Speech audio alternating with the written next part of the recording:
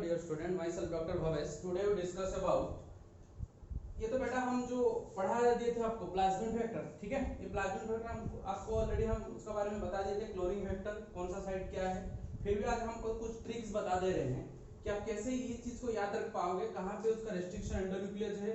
क्योंकि आपको ये अगर आप अच्छे से ये डायग्राम को याद रखोगे अपना माइंड मैप में, तो आप इजीली क्या होगा, कभी भी क्या होता है नीट में आपको ऐसे ये जो रेस्ट्रिक्शन न्यूक्लियस नहीं देगा, आपको एबीसीडी करके डाल देगा। तो उसमें आपको क्या करना है, उसको फाइंड आउट करना है कि कौन सा रेस्ट्रिक्शन एंडोन्यूक्लियस कहाँ पे अटैच हुआ है।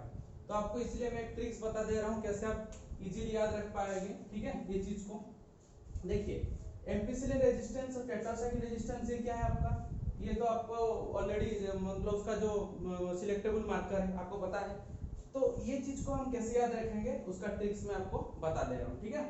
प्लाज्मिड का ट्रिक्स देखिए, ये जो है tetracycline are, balm H1 and SAI1, तो ये सब क्या रेस्ट्रिक्शन एंडोन्यूक्लियस है। यहाँ पे ये ब्रेक करेगा प्लाज्मिड को, तो उसको ऐसे याद रखते हैं बेटा, उसको ऐसे याद रखते हैं, try to make banana salad. ये टी है, उसको ऐसे याद रखते हैं, try to make banana salad, ठीक है।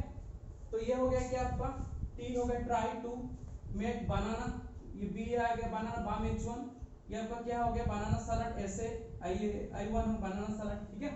ये एक पार्ट हुआ। इस तरफ क्या है आपका एम्पिसिलिन है, PBU1 है और PST1 है, उसको ऐसे याद रखेंगे ये वाला पार्ट को।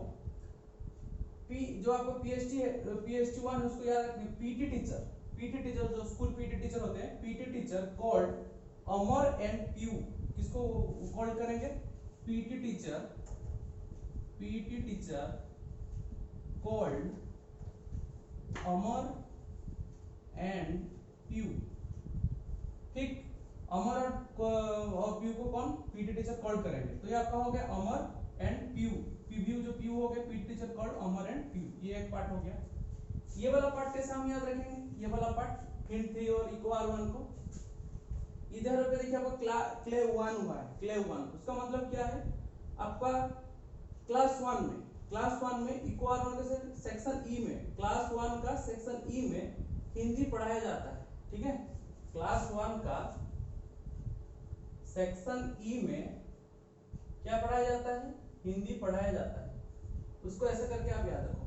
और ये तो आपका ओरिजिन और एप्लीकेशन है, ये आपका रीजन ऑफ फोटोसिंथेसिस है, उसमें आपका PBU2 रहेगा, ठीक है। ये तो इजीली याद रह जाएगा। ये आपका PBr 322 है, उसको क्यों PBr बोलते हैं वो भी बोल दिया था। P प्लाज्मिड है, P आपका बल्बियर है, R आपका रेड्रिब्यूज है, 322 का इसका ऑर्डर नंबर, ठीक है ना। तो आपको ऐसे इजीली मेथड में आप ये चीज को याद रख पाओगे। आपको ये ट्रिकी दिया गया है इसीलिए, क्योंकि आपका कभी-कभी क्या होता है, इसको मिटा के ए कुछ जगह identify the A restriction endonuclease नाम, तो आपको ये चीज ध्यान अगर आपको मन में रहेगा ये सब ट्रिक्स, तो आप इजीली उसको क्वेश्चन को कर पाओगे, ठीक ना, ठीक। और कल कुछ बच्चे मेरे को मैसेज दिए थे कि सर सिलेक्टेबल मार्कर के बारे में और थोड़ा बहुत डिटेल्स में बताइए।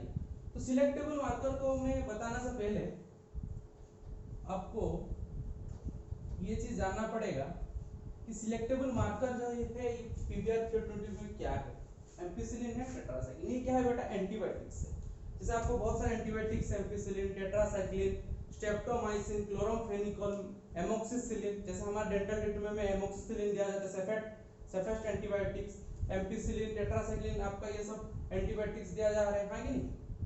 अगर हम एम्पिसिलिन टेट्रासाइक्लिन को छोड़ के अगर ये जो आपका जो प्लाज्मिड वेक्टर है, अगर उसमें हम क्या डाल देंगे बेटा, स्ट्रेप्टोमाइसिन डाल देंगे, क्या डाल देंगे, स्ट्रेप्टोमाइसिन, ठीक है। अगर उसमें हम क्या डाल दे रहे हैं, स्ट्रेप्टोमाइसिन डाल दे रहे हैं, अगर हम उसमें स्ट्रेप्टोमाइसिन डाल दे रहे हैं, तो ये क्या होगा, ये डिस्ट्रॉय हो जाएगा, मतलब उसका सेलुलर ब्रेक हो जाएगा, ये खत्म हो जाएगा, ठीक है, प्लाज्मिड। तो इसलिए ये बस आपका एम्पिसिलिन के लिए ही है और आपका टेट्रासाइक्लिन के लिए है।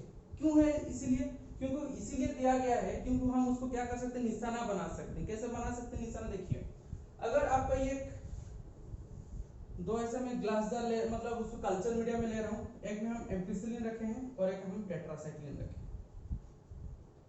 जो आपका नॉन रिकॉम्बिनेंट जीन है, जो आपका नॉन रिकॉम्बिनेंट जीन मतलब क्या, उसमें आपका फॉरेन डीएनए मतलब आपका जो रिकॉम्बिनेंट जीन ऑफ इंट्रोड्यूस में इंट्रोड्यूस नहीं हुआ है, वो अगर हम उसमें डाल रहे हैं तो क्या होगा आपका एम्पिसिलिन में भी ग्रो करेगा और टेट्रासाइक्लिन में भी ग्रो करेगा क्योंकि उसमें रेजिस्टेंस जीन है। रेजिस्टेंस मतलब क्या है, अगर कोई भी चीज उसके ऊपर आ रहा है तो उसको वो रोक देगा, रेजिस्ट कर लेगा, ठीक ना। जैसे आपका ठंडी हो गया है तो ठंडी में अगर हम जैकेट वगैरह पहन लेते तो हम ठंडी को रेजिस्ट कर लेते हैं। तो इस टाइप का क्या है, एम्पिसिलिन टेट्रासाइक्लिन रेजिस्टेंट जीन है, ठीक ना। तो आपका एम्पिसिलिन टेट्रासाइक्लिन में नॉन रिकॉम्बिनेंट जो आपका प्लाज्मिड वो ग्रो कर लेगा। अगर आपका रिकॉम्बिनेंट हो गया मतलब आपका अगर टेट्रासाइक्लिन पार्ट में आपका जीन ऑफ इंटरेस्ट लग गया है और आपका टेट्रासाइक्लिन पार्ट क्या हो जाएगा, डिस्ट्रॉय हो जाएगा, मतलब इनएक्टिव हो जाएगा, जिसको हम क्या बोलते हैं इंसर्शनल इनएक्टिवेशन, है कि नहीं, इंसर्ट हो गया। तो अगर जैसे टेट्रासाइक्लिन का आपका इंसर्ट हो गया तो टेट्रासाइक्लिन में अगर हम ये प्लाज्मिड को जब हम इसमें अगर टेट्रासाइक्लिन डालेंगे तो क्या होगा, उसमें ये ग्रो नहीं कर पाएगा। क्यों ग्रो नहीं कर पाएगा, क्योंकि उसमें ऑलरेडी जीन ऑफ इंटरेस्ट चला गया टेट्रासाइक्लिन साइट में। तो इसलिए टेट्रासाइक्लिन में अगर हम उसको डालेंगे तो ये क्या होगा, आपका ग्रो नहीं कर पाएगा। सेम केस अगर एम्पिसिलिन में अगर जीन ऑफ इंटरेस्ट चला गया और उसमें हम एम्पिसिलिन डालेंगे तो क्या होगा, एम्पिसिलिन में वो ग्रो नहीं कर पाएगा। आया समझ में, सिलेक्टेबल मार्कर। और एक क्या था आपका, जो कुछ जीन थे जो कि क्या एंजाइम प्रोड्यूस कर रहे थे। जैसे आपका एक एंजाइम का नाम था बीटा गैलेक्टोसाइडेज, बीटा गैलेक्टोसाइडेज, ये आपको ब्लू कलर देता है।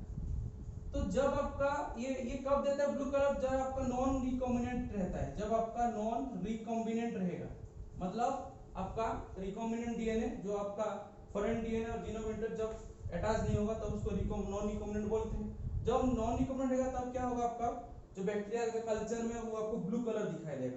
लेकिन जैसे ही आपका फॉरेन और आपका रिकॉम्बिनेंट डीएनए एंटर हो जाएगा तो आपका जो बीटा गैलेक्टोसाइड का कलर जो ब्लू है वो क्या होगा, कलरलेस हो जाएगा, मतलब कलरलेस मतलब व्हाइट हो जाएगा। तब आपको पता चल जाएगा कि आपका जो प्लाज्मिड था, ठीक है, वो क्या हो गया, आपका रिकॉम्बिनेंट हो गया है। तो इसीलिए आपको निशाना तौर में हम ये सब आपको यूज कर रहे हैं, सिलेक्टेबल मार्कर, और कुछ नहीं, ज्यादा उसमें आपको मतलब ज्यादा डीपली सोचने का जरूरत नहीं है, बस इतना आप जान लो। और मैं आपको गारंटी के साथ बोल रहा हूँ ये जो आपका प्लाज्मिड है इसी का बेस में ही आपको क्वेश्चन पूछेगा। और मैं जो टाइप्स ऑफ वेक्टर बोला था उसको तो बस थोड़ा बहुत ध्यान दे देना कितना टाइप का है, क्योंकि आपको आइडेंटिफाई करने के लिए बोल सकता है, ठीक है, क्योंकि क्वेश्चन का लेवल अगर कभी-कभी हाई हो जाता है तो आपको इस टाइप का क्वेश्चन फेस करना पड़ेगा। तो इसलिए आपको ऑल डिटेल्स में ये चीज मैं बता दिया था। आज हम देखेंगे बेटा ये जो उसका बाद, ठीक है, ये तो आपका हो गया, हम प्लाज्मिड में क्या कर रहे हैं, रेप्लिकेट करेंगे। प्लाज्मिड का पास क्या है, सेल्फ रेप्लिकेटिंग प्रॉपर्टी है कि नहीं, कौन सा प्रॉपर्टीज है बेटा, सेल्फ रेप्लिकेटिंग प्रॉपर्टीज है। और एक चीज आपका और एक मेथड है जिसको हम क्या बोलते हैं, पीसीआर, क्या बोलते हैं बेटा, पीसीआर। पीसीआर का फुल फॉर्म क्या है, पॉलीमराइज चेन रिएक्शन, क्या बोलते हैं, पॉलीमराइज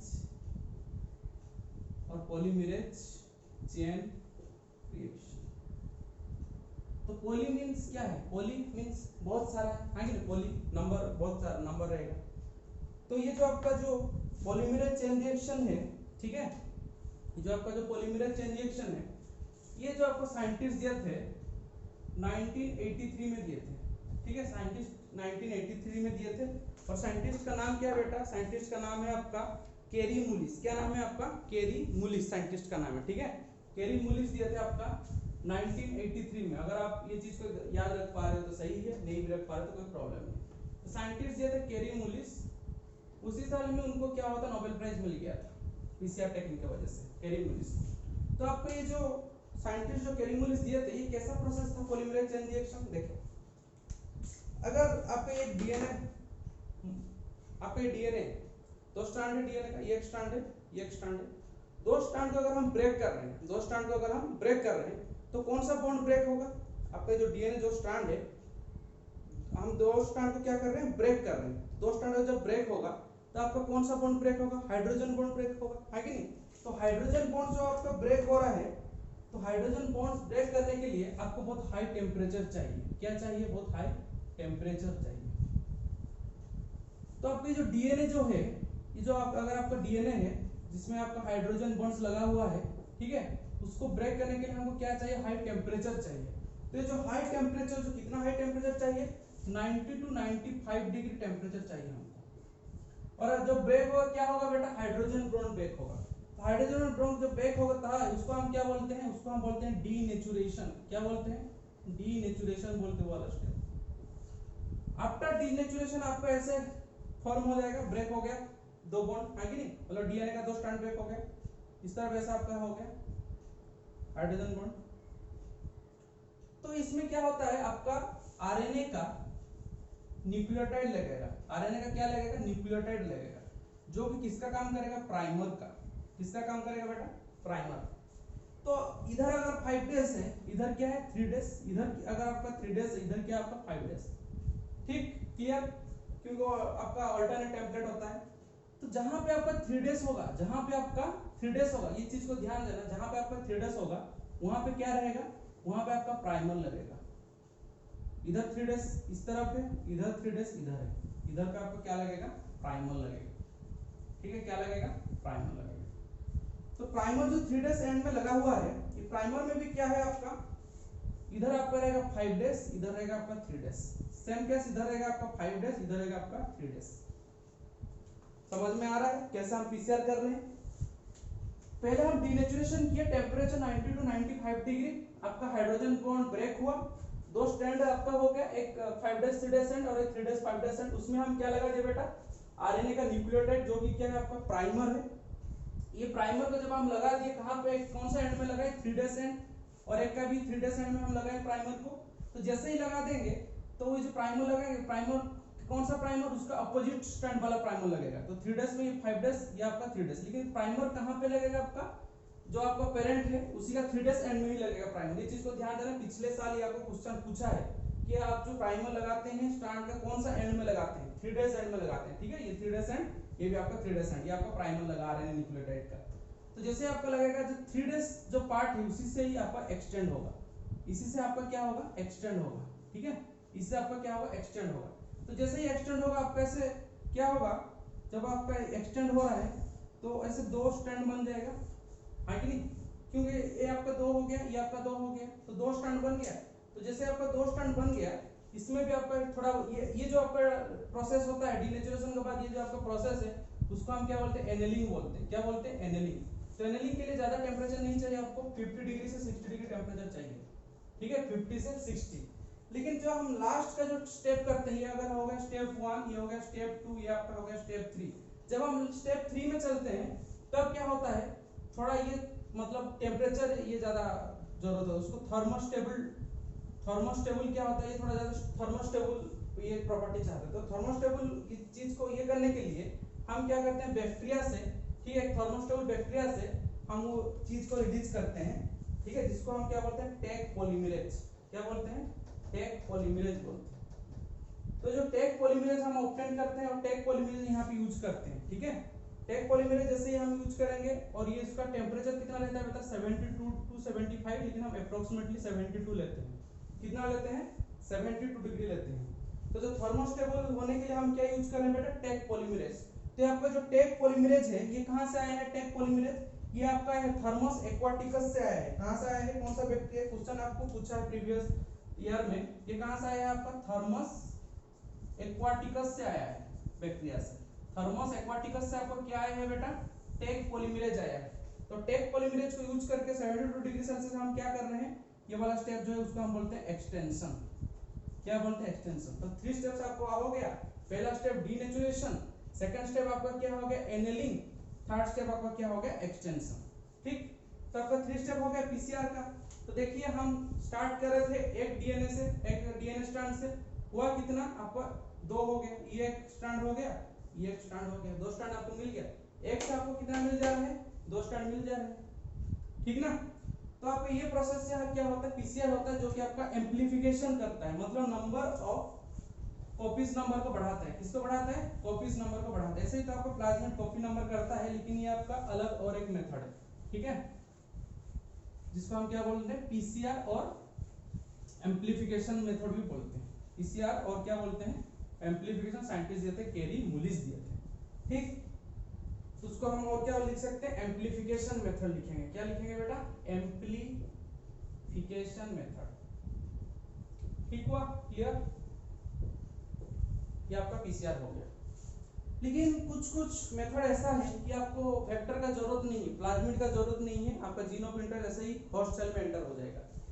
यही तो प्रोसेस चल रहा है ना बैक्टीरिया टेक्नोलॉजी। अगर ये आपका सेल ए है, अगर आपका ये सेल ए है, और ये सेल बी क्या है आपका होस्ट सेल, सेल बी क्या है आपका होस्ट सेल है।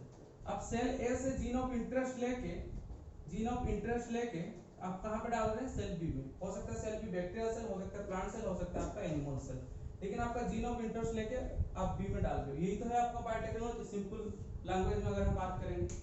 तो आपका ऐसा कुछ मेथड है जो कि आपको कुछ वेक्टर्स का जरूरत नहीं है, वो डायरेक्ट आपका होस्ट सेल में चला जाएगा, ठीक है। तो हम पहला मेथड का बात कर रहे हैं जिसको हम बोलते हैं इलेक्ट्रोपोरेशन। क्या बोलते हैं, इलेक्ट्रोपोरेशन। मेथड क्या है आपको मैं बता रहा हूं, इलेक्ट्रोपोरेशन, ठीक है। इलेक्ट्रोपोरेशन है मेथड का नाम, आपको मैं बता रहा हूं ये कैसा क्या है। देखिए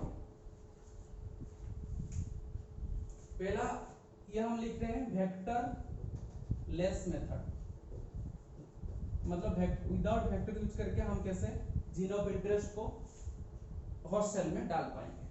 तो वेक्टरलेस मेथड में पहला आ रहा है क्या आपका इलेक्ट्रोपोरेशन। क्या आ रहा है, इलेक्ट्रोपोरेशन। हम उसमें क्या करेंगे, इलेक्ट्रिक शॉक देंगे सेल में। तो ये चीज आने से पहले और एक चीज मैं बता दूं आपको, जो डीएनए होता है बेटा, ये नेगेटिव चार्ज का होता है। कौन सा चार्ज का होता है, नेगेटिव, और वाटर सोल्यूबल होता है, वाटर सोल्यूबल होता है, जिसके लिए उसको हम क्या बोलते हैं, हाइड्रोफिलिक बोलते हैं। क्या बोलते हैं, हाइड्रोफिलिक। अगर वाटर सोल्यूबल नहीं होगा, लिपिड सोल्यूबल होगा तो उसको क्या बोलेंगे, हाइड्रोफोबिक बोलेंगे। क्या बोलेंगे, हाइड्रोफोबिक। वाटर लविंग है इसलिए क्या हो रहा है, फिलिक, ठीक है। और वाटर हेटिंग है तो फोबिक, हाइड्रोफोबिक। तो वाटर सोल्यूबल है डीएनए और आपका नेगेटिव चार्ज का है। तो इलेक्ट्रोपोरेशन जो होता है उसमें क्या किया जाता है, एक सेल है, ठीक है, ये सेल है आपका, ये आपका होस्ट सेल है। होस्ट सेल्स में हम क्या करना चाह रहे हैं, ये हमारा जीन ऑफ इंटरेस्ट है, जीन ऑफ इंटरेस्ट जीओआई, उसको हम होस्ट सेल में डालना चाहते हैं। तो ये क्या करेंगे, हम इलेक्ट्रिक शॉक दे देंगे। क्या करेंगे, हम इलेक्ट्रिक शॉक दे देंगे। तो जैसे ही इलेक्ट्रिक शॉक देंगे, ये जो सेल है, सेल में कुछ चेंजेस आएगा। आपका सेल क्या है, आपका लिपिड का लेयर है कि नहीं। तो आपका ये वाटर सोल्यूबल चीज तो लिपिड में हम डायरेक्ट एंटर नहीं कर पाएंगे ना, क्योंकि आपका डीएनए क्या है, वाटर सोल्यूबल है, तो लिपिड को डायरेक्ट क्रॉस नहीं कर पाएंगे, इसलिए हम क्या करें, उसको इलेक्ट्रिक शॉक दे देंगे।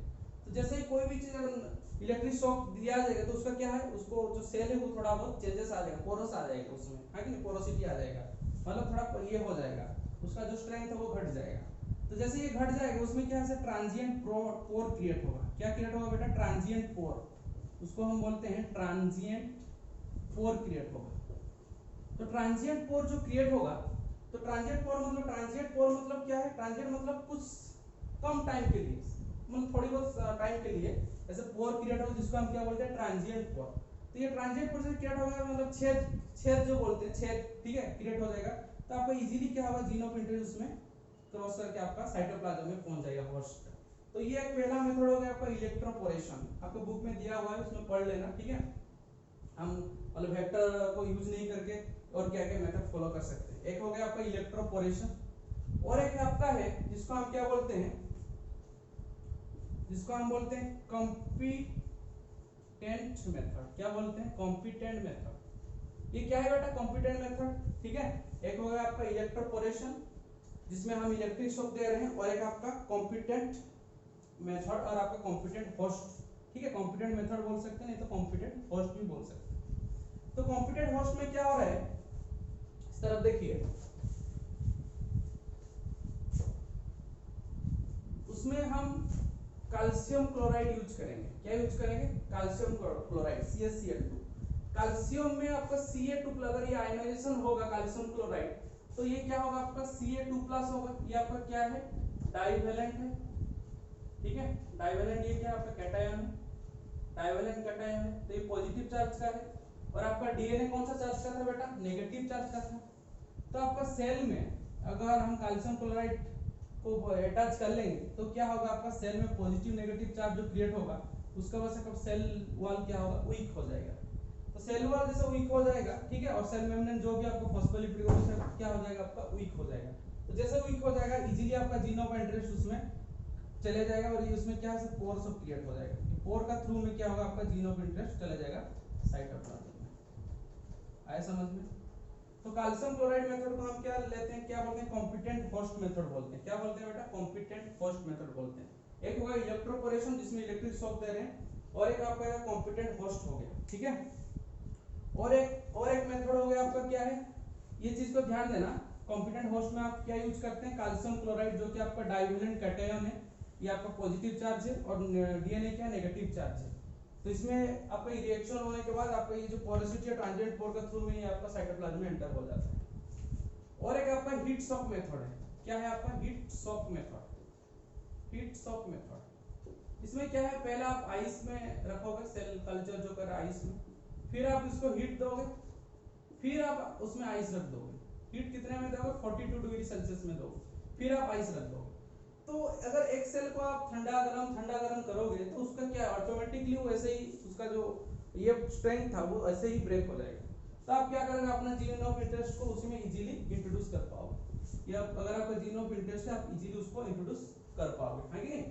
तो ये आपका हो गया हीट शॉक मेथड। और एक मेथड है आपका जिसको हम क्या बोलते हैं, डीएनए को कोटिंग कर देंगे, लिपिड कोटिंग कर देंगे, ठीक है, जिसको हम बोलते हैं बेटा लाइपोसोम मेथड। क्या बोलते हैं?